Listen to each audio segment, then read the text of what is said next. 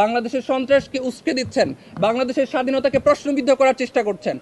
ভারতের যে আগ্রাসনের বিরুদ্ধে আমাদের এই জুলাই গণ অভ্যুত্থান সাধিত হয়েছে এবং ভারতের যেই প্রেতাত্মা যেই দাসেরা আমাদেরকে আগ্রাসনের মধ্যে রেখেছিলেন তারা ভারতে পালিয়ে গিয়েছেন। এত কিছুর পরে আমরা যেই নতুন দ্বিতীয় স্বাধীনতা পেয়েছি, তারপরে এসে আমরা দেখলাম যে আমাদের যেই স্বাধীনতা যে বিজয় দিবস 16ই ডিসেম্বর, সেখানে ভারতের যিনি রাষ্ট্রপ্রধান, অন্যতম কসাই, দিল্লির কসাই আমাদের নরেন্দ্র মোদী আমাদের বিজয় দিবসকে তাদের নিজেদের বিজয় দিবস হিসেবে চালিয়ে দেওয়ার মানে একটা ঘৃণ্য নগ্ন হস্তক্ষেপ বাংলাদেশের স্বাধীনতার উপর করার চেষ্টা করেছে। তারই প্রতিবাদে জুলাই ঐক্য সবসময় আমরা বাংলাদেশের প্রশ্নে বিভিন্ন আন্দোলন কর্মসূচি আমরা পালন করে যাচ্ছি। সেটারই একটা অংশ হিসেবে আমাদের এই কর্মসূচি ছিল যে ভারতের হাই কমিশন অভিমুখে আমাদের একটা প্রতিবাদ কর্মসূচি, একেবারেই দেশের নিয়ম শৃঙ্খলার প্রতি সম্মান রেখে স্বাভাবিকভাবে যেই প্রতিবাদ জানানোর যেই ভাষা, সেই ভাষাতেই কিন্তু হচ্ছে জুলাই ঐক্য তাদের প্রতিবাদ জারি রাখার অংশ হিসেবে, যেহেতু ভারতের রাষ্ট্রপ্রধান আমাদের স্বাধীনতাটাকে তাদের নিজেদের স্বাধীনতা হিসেবে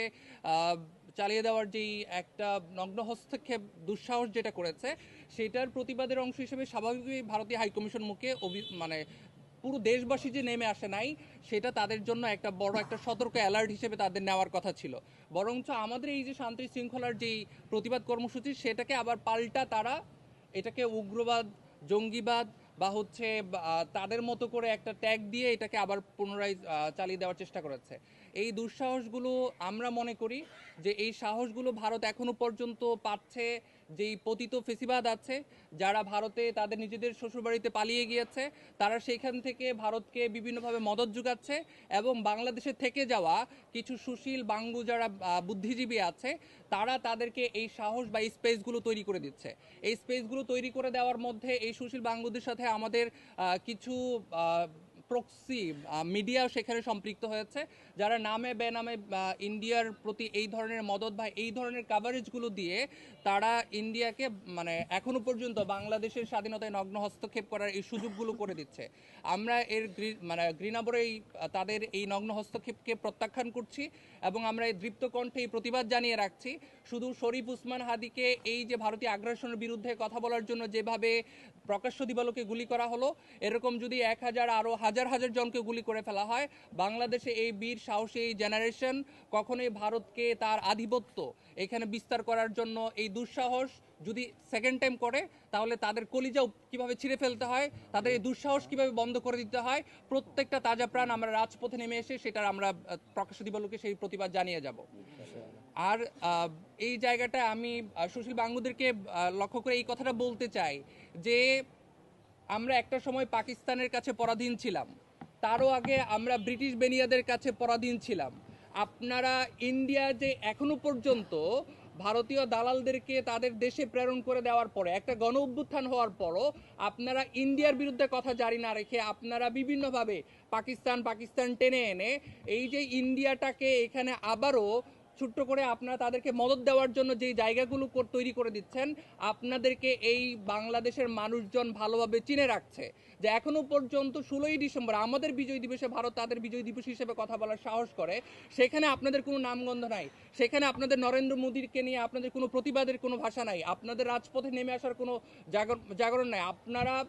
যারা এখনো পর্যন্ত পাকিস্তানকে নিয়ে আসেন, পাকিস্তানে আমরা একসময় পরাধীন ছিলাম, বাট পাকিস্তান তো এখন আমাদেরকে শোষণ করছে বা হচ্ছে এমন কোনো জায়গা এখন দৃশ্যমান নয় যেটা আমরা দেখব যে ব্রিটিশ বা হচ্ছে যেই জায়গাগুলো আমরা একটা সময় কলোনিয়াল স্টেটে যখন ছিলাম, তখন সেই জায়গাগুলো থেকে আমরা সবাই স্বাধীন হয়েছে। একটা সময় আবার বৈশ্বিক অগ্রযাত্রায় সবাই এক দেশ আরেক দেশের সাথে কূটনৈতিক সম্পর্কের ভিত্তিতে তারা একত্রিত হয়েছে, পারস্পরিক শ্রদ্ধা ন্যায্যতার ভিত্তিতে তারা তাদের সম্পর্ক জারি রেখেছে। পাকিস্তানের সাথে আমাদের সম্পর্কটা তার থেকে বেশি কিছু নয়। পাকিস্তানও যদি আমাদেরকে আবারও ইন্ডিয়ার মতো করে এরকমভাবে পরাধীন করে রাখতে চায়, আমরা পাকিস্তানের বিরুদ্ধেও দৃপ্ত কণ্ঠ হব। কিন্তু আপনাদের সুশীলতার জায়গা, ঘৃণ্যতার জায়গা হচ্ছে এটা যে আপনারা পাকিস্তানের বিরুদ্ধে কথা জারি রাখেন, কিন্তু নরেন্দ্র মোদী যখন আমাদের স্বাধীনতার প্রশ্নে নগ্ন হস্তক্ষেপ করে, কিন্তু তখন আপনাদের এই সুশীলতা, আপনাদের এই বুদ্ধিজীবীগুলো তখন আর নরেন্দ্র মোদীর ব্যাপারে কথা বলে না। এই জায়গাগুলো আমাদের 17 কোটি মানুষ আপনাদেরকে চিনে রাখছে যে আপনারা আসলে কাদের দালালি করছেন। আমাদের যারা এই শরীফ উসমান হাদিকে হত্যা করেছে, স্পষ্টত হালুয়াঘাট হয়ে তারা ইন্ডিয়ায় পালিয়ে গিয়েছে। বাংলাদেশের নাগরিক আপনারা স্পষ্টত সেই দেশে আইনতভাবে তারা ঢুকার এখতিয়ার রাখার কথা না, তারপরও অপরাধী ঢুকেছে, আপনারা তাদেরকে সসম্মানে আমাদের আইনের প্রশাসনের কাছে এটা হস্তান্তর করার কথা না করে আপনারা তাদেরকে